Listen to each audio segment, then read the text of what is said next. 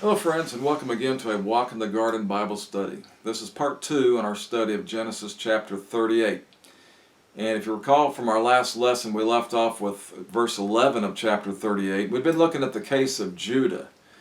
And we saw where Judah had left his home, he'd moved away from home, moved away from his family.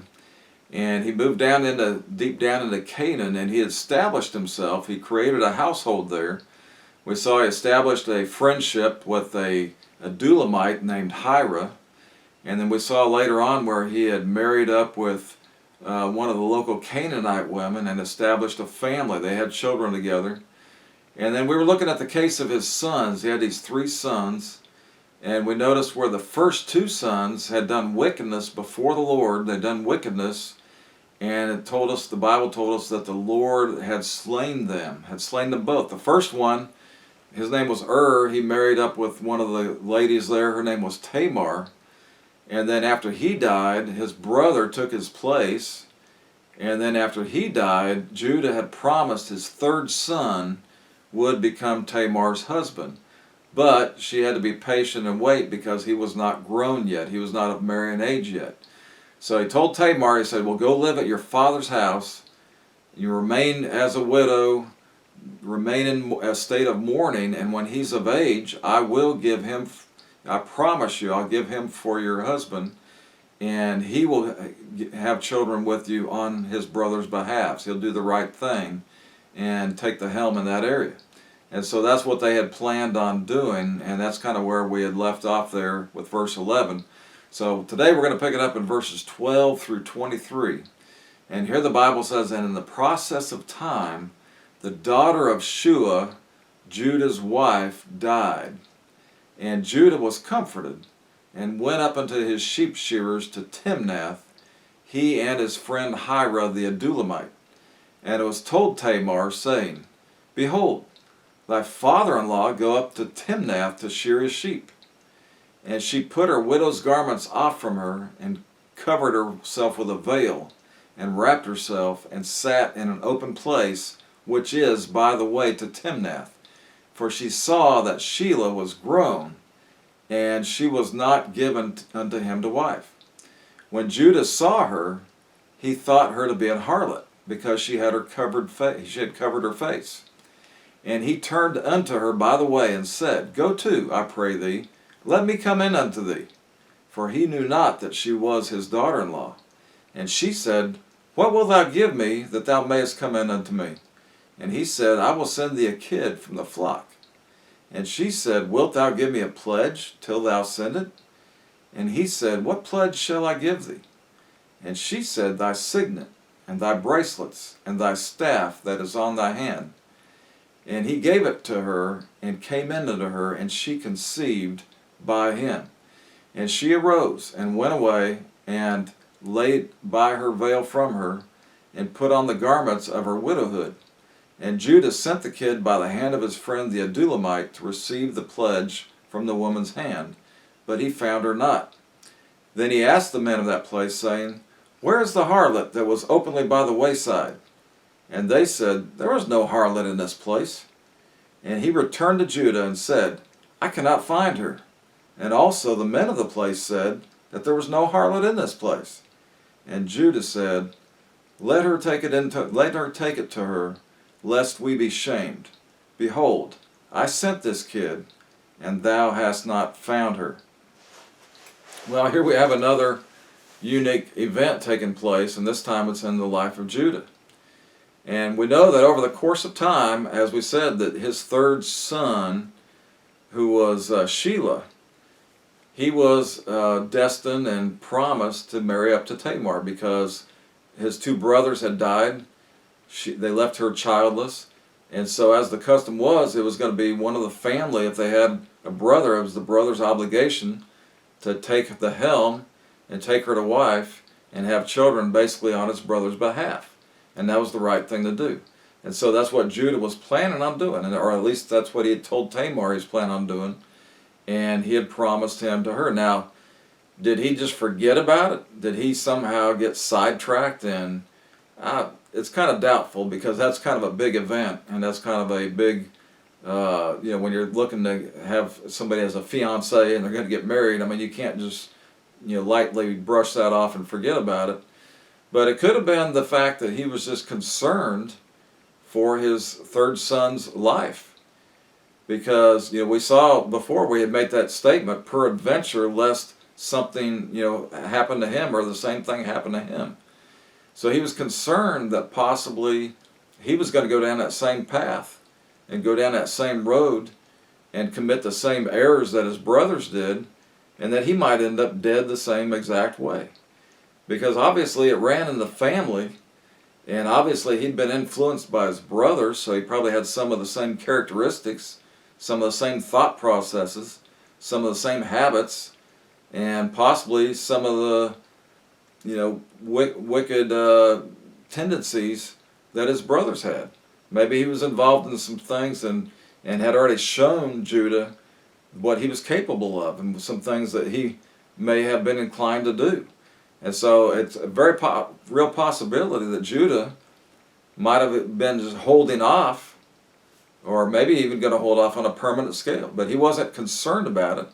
But along with that, we see here where his wife had died. And also that was consuming him. So it's quite possible that he could have, just forgot about this obligation or maybe procrastinate on it because he was in a state of mourning himself. And that was no longer of great importance to him because he was dealing with a traumatic experience of losing his wife. And we know how that is when it comes down to a health issue, or when it comes down to a family issue, or there's something going on in your family. It's like everything around you just becomes a cloud. I mean, nothing else seems to have any value or importance anymore like it once did. Nothing else matters except that extreme thing at hand. I mean, if you have a death in the family, then at that moment, that's all that consumes you. I mean, that's all you're concerned about. There's nothing else that even matters anymore. I mean, if you're not going to work, if you're not paying your bills, if you're not following through on some other obligations, you just really don't care because you are consumed at that moment with that major event that's taken place in your life. And so that could have been another reason why he had, for lack of a better term, stood up Tamar. And she knew. She was waiting patiently. And she was watching daily and weekly and monthly and yearly. And she knew how old Sheila was. And she knew that he had already been of a marrying age. But yet nothing was said. No news was brought to her. No indication was there that he was going to come and ask her to get married. There was just nothing happening. And so she was probably really distraught about this. And surely she was upset about it. And she might have been getting the wrong impression, thinking, well, he's reneging on his promise. He's not going to follow through. And I'm going to remain a widow, a childless widow, for the rest of my life.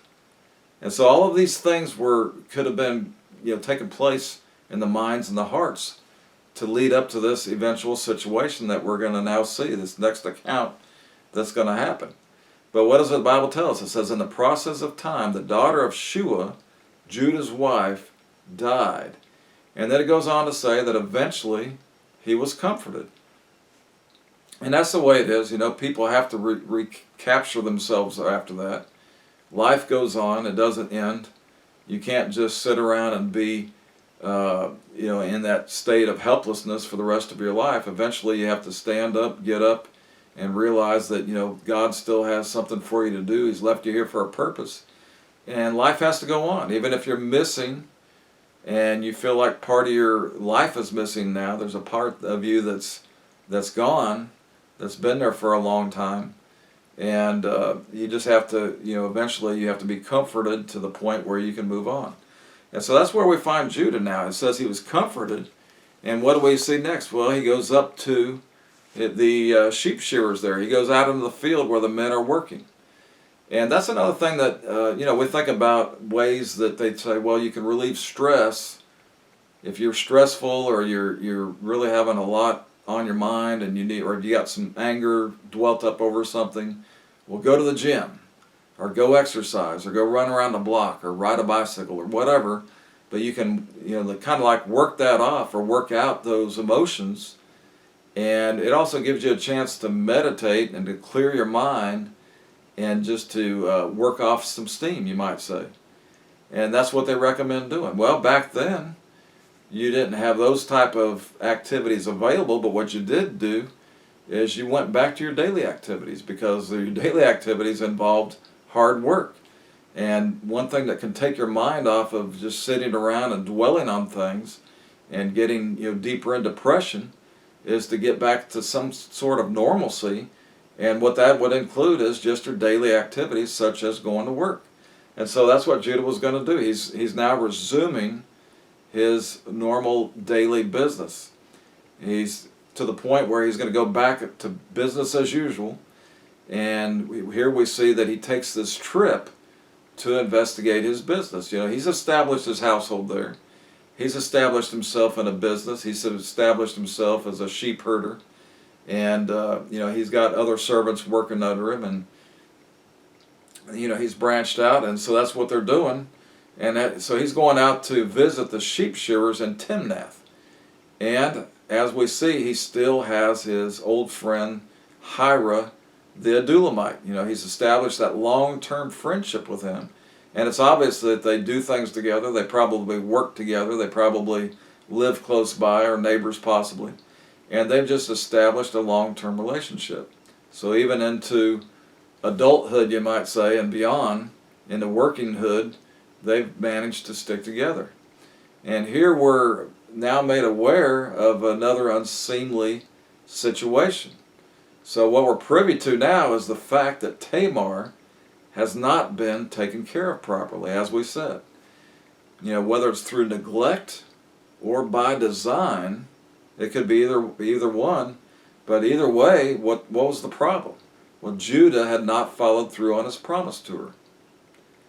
He had promised to take care of her by allowing his son to marry her once he was of married age. And as we saw before, she was privately put away at her parents' house and was patiently waiting. But when his son reached the age before appointed, well, nothing was said. Nothing was initiated. Nothing was taking place. There were no vows being given. There were no asking for hands of marriage. Nothing was being discussed. Just silence.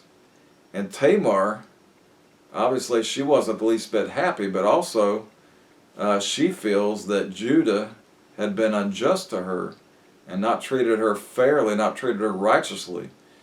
And so this would open the door for temptation to enter in on both sides, as we're going to see. And I'm sure she was trying to figure out a way to get over this hump and to make this plan work out, and to, she may have been scheming behind the scenes.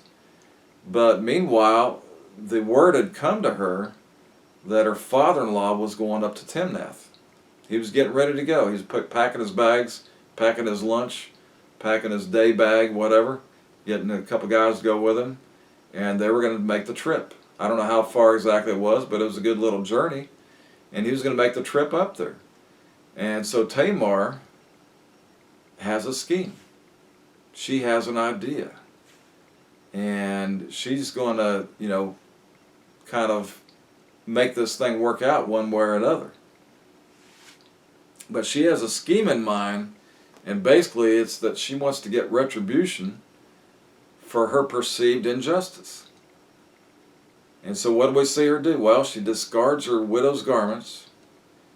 She puts on another garment and a veil, and these would be the kind of indications of a profession, which would have been, at that day they called a harlot or a prostitute.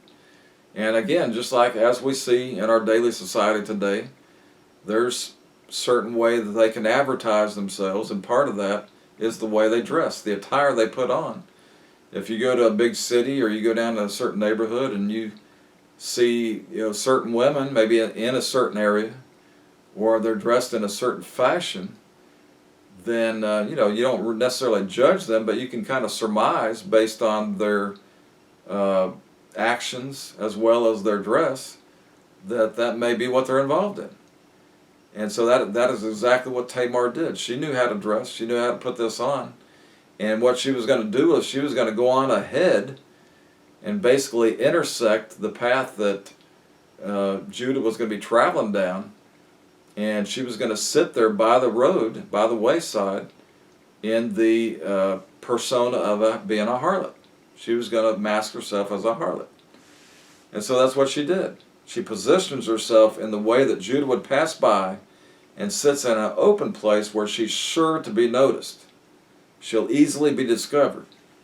And perhaps her thinking might have been that if the son will not follow, if he will not allow his son to follow through and raise children up on his brother's behalf, well then I'll get my child and I'll get it by the father himself if I have to. But I am going to be justified. And he is going to be reprimanded in a sense. I'm going to get my retribution. And so the father, perhaps the father might raise seed up on behalf of the deceased.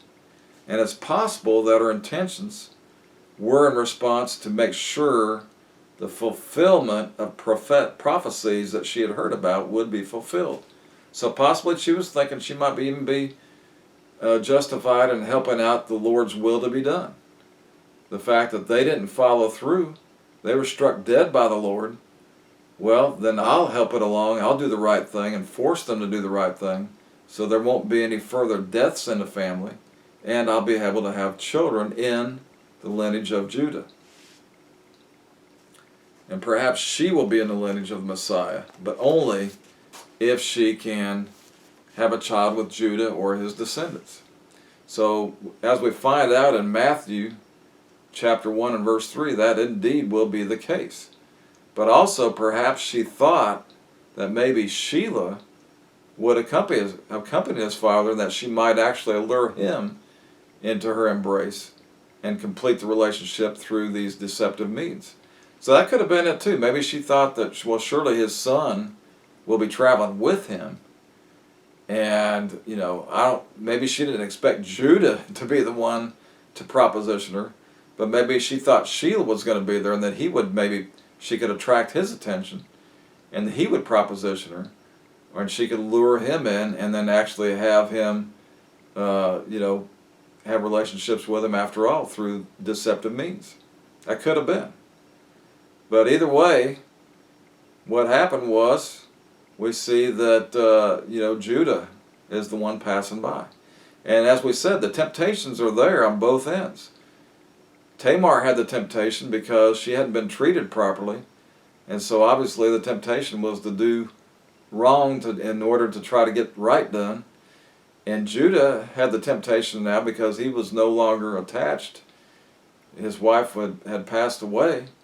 And he was in a vulnerable position because he was still experiencing, not only the loneliness and the separation and the mourning and being depressed, but he was still experiencing all of these emotions. And so he was in a vulnerable position. And maybe it was going to seek comfort through other means if it presented itself, which it did. And so we see both of them having, the ability to give in to temptations that can take place. And when we're in a situation like that, when we're going through a life's trial, when we're going through some kind of major ordeal, well, we're in a weakened state, and we have to pray, and we have to be strong in the Lord. We have to read the Scripture, and we have to stay true to leaning on spiritually minded and spiritually guided people for advice and for direction and for some leadership roles in our life, to just give us some, maybe some helpful advice and some helpful things to do to overcome those things. Because when we're in those vulnerable states of mind and states of heart, then that's when we're vulnerable to give in to temptations and do things that maybe we shouldn't be doing. But what do we know here? Well, we see that in this remote area, even though he was feeling these feelings and these temptations, he might have been thinking, well, we're kind of out in the desert area. We're away from everybody. And, who'll know the difference? I mean, why not? Maybe I can relieve myself and get a little comfort, and maybe it'll make me feel better in the long run. I'll be able to forget more easily of what's taken place. And so he's thinking, out in this place, surely no one will see me do anything out here. No one will find out about it. I can get away with it. And again, we can relate that to a lot of times when in our daily lives when we think we can hide something, or we think we can do things behind closed doors, or maybe we're out of town or out of the local area and we think we can do something that we wouldn't normally do and get away with it, because who's going to know after all? Well, first of all, the Lord's going to know. But second of all, the Lord will expose our sin. For the Christian person, we can't get away with that kind of... even if we're at a vulnerable spot, we've got to overcome, because God will expose our sin, and it will be found out. So he sees her. What does the Bible says? He says he saw her. As they're traveling down this road in this remote area, he saw her. And temptation normally always begins with the lust of the eyes. They look and they see, and then they have to make a decision, and if they act upon what they see, then they follow through on that lust. The Bible tells us we can lust in our heart, but it's even beyond that if we lust in the flesh and we go follow through on that lust. But it always begins with a look. And if we look and we accidentally see something and we turn away and avert our eyes, because the Bible tells us that I will set no wicked thing before my eyes. And so that's what we need to do. We need to avert ourselves.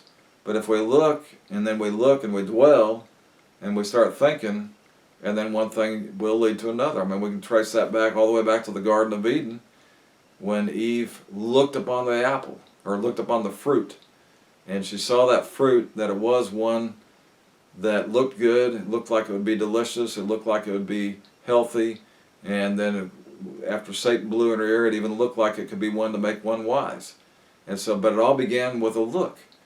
She was told not to eat of that tree, she was told not to have anything to do with it, and she shouldn't have even been looking at it. That would have been the best thing to do. If there's something that's going to tempt you, or that's going to be a stumbling block, well then just get it out of your sight. Don't even look at it. Don't even consider it.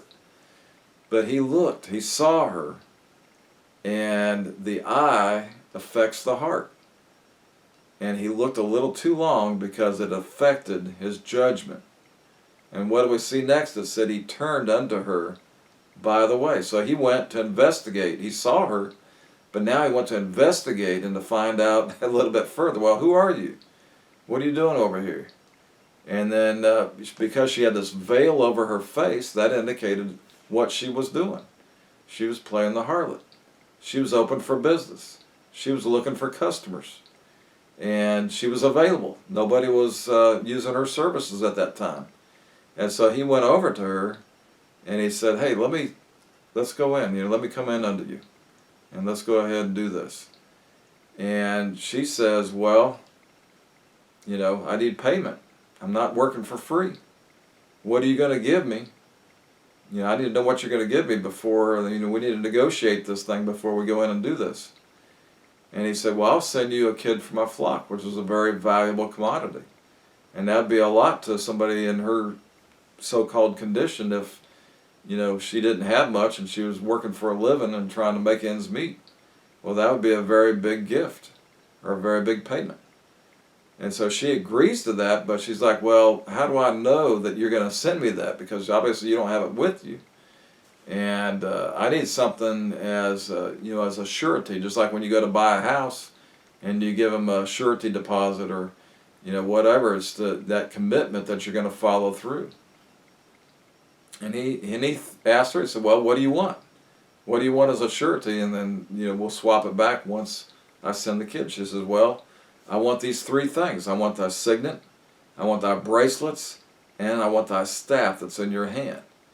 And you can have them all back once I receive the kid, and the kid shows up on my door, then we'll just swap it back and you'll have your personal items back, and I'll have my payment. And so Judah agrees. He says, well, that sounds reasonable. I can do that. And what does it say? It says, well, the deed was done. It says that he went in unto her. And, of course, There really wasn't any real birth control back then. They could do some means, but I mean, overall, there just wasn't. And so, not only did they have the relationship, but it says that she conceived by him. And of course, again, he doesn't know this is his daughter-in-law. He doesn't have a clue. But he has the relationship. She conceives by him. She's pregnant by him. And then he leaves the area and goes back to you know, his business there, takes care of business, and then eventually goes back to his home. And he follows through. He goes back and he tries to follow through, and he sends the kid, and he sends the kid by the hand of Hira the Adullamite. And he gets there, but when he arrives at the place where she'd been, she was nowhere to be found. And Hira even asked the local guys there, he says, "Hey, where's that harlot that was hanging around here?" And they're like, "Wait a minute, there's no harlot that hangs around this area. Are you crazy?" And so he comes back and tells Judah, he says, "Well, I tried to give her, I tried to do what you said, but she wasn't there." And when I asked the guys about it, they said there was nobody like that around there. And so what does Judah say? Well, he says, "It's okay. She has my commodities. She can keep that as her payment. I'm not gonna be shamed into saying that I stood her up or I didn't follow through on my promise. But we tried. I sent the kid. You're my witness. She wasn't there. So evidently she was satisfied with the trinkets that I gave her, my bracelets and my staff and my signet. Evidently she was okay with that because she left the area with those things." He said, "But we won't be shamed because of it, because I did the right thing. I followed through." So he didn't want to pursue the matter because the word might get around what had taken place. And, the fact that he had lost his jewels and lost his possessions in a bargain. And how many times, would people have given away things that were precious to them for a moment of lust? Sometimes they give up a spouse. Sometimes they give up a family or a career or even their health just for a moment of lust. But here Judah felt like he was just giving up some trinket items. It wasn't any big deal. But first of all, we're going to see what the result of that is.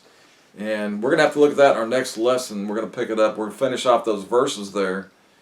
And we see that there was a couple reasons. I just wanted to finish up that by saying there's a couple reasons why he said, "Lest we be shamed." So we'll look at that next time. And then we'll pick it up in the following verses there, starting with verse 24. Hope you're having a great day. Hope you stay with us through the series. We're getting to some meat of the matter here, you might say, and we'll see you again next time. Thanks.